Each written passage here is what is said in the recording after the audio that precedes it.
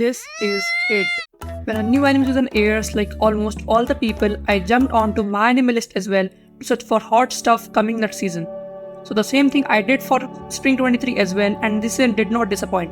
From Oshinoko to Hell's Paradise to Heavenly Delusion, but I always search for a new anime that is slice of life which is comfy and gives a relaxation to you after a day of work, which you could watch, relax and forget all the hard-hitting work you did all day and make you ready for another day of labor.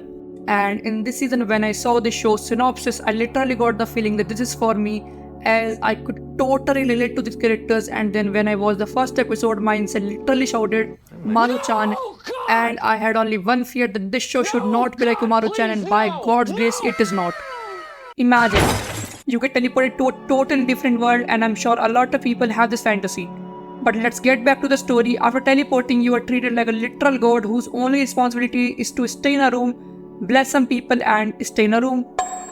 Let's get back to the isekai stuff, and I have some bad news for you that you don't even have powers. But my friend, God has not forsaken you, as he has given you something that is immortality and small spirits for telepathy which you cannot even see. Wait, this is an isekai, right? And she is the main lead. And she has a curse. How does this make sense?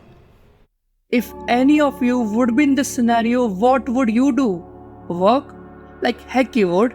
You would just laze around and play games and read manga, watch anime like a true weeb.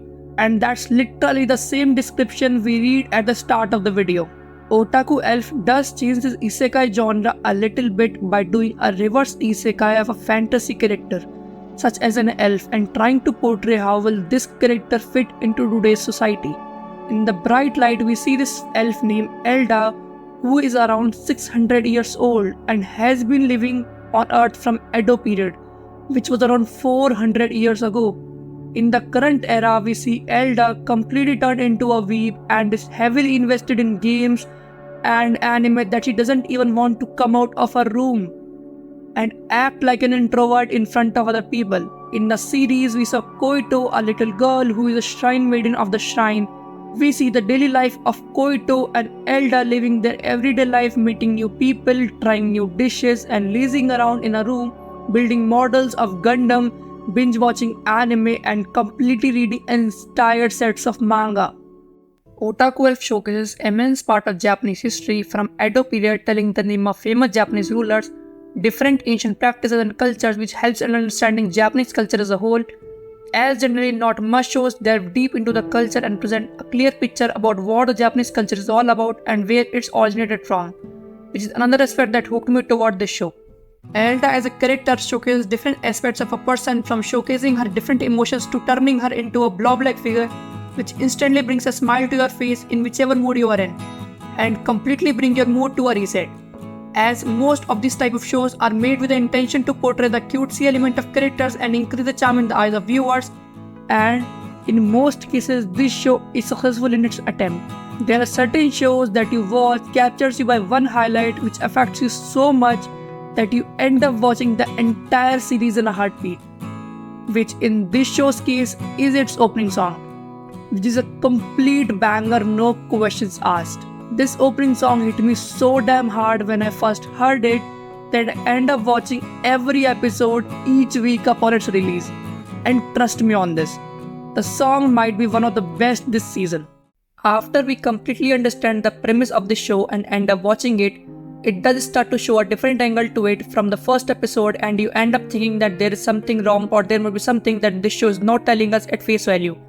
But when you start to watch episode airing every week, you begin to understand the dark behind the light that is not portrayed in the story, which relates to the immortality and losing your loved ones.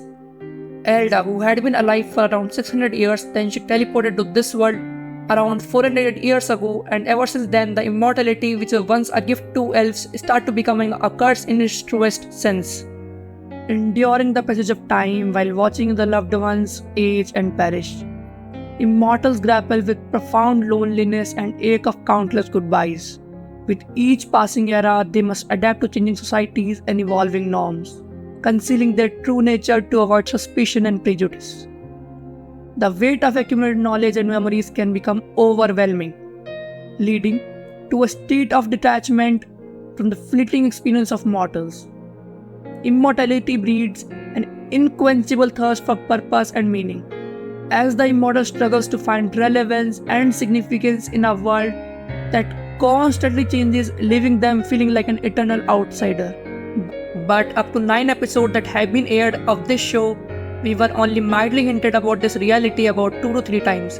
And hopefully as they delve deep into the show, I hope show does question and display this aspect more, including the portrayal of this and how it affected Elda as a character, which she doesn't want to show others close to her. So the viewers who are watching the show at face value could understand the character of Elda at deeper levels and could explore the different and hidden aspects of the show. Overall, the show is a wholesome slice of life with some blob with an elf living the life that we all ever dreamed of. And you could only get this feeling of relief that at least your anime waifu is enjoying the life that you couldn't. Which, let me tell you, does give a sense of relief and help you overcome depression. So, if you're a fan of slice of life show like me, you try to give this a chance and you might get invested in this show like me. And enjoy watching an elf doing weeb stuff and understand that this is the type of waifu and a partner we all have been waiting for. If you want to support this channel, you can do these. Peace out.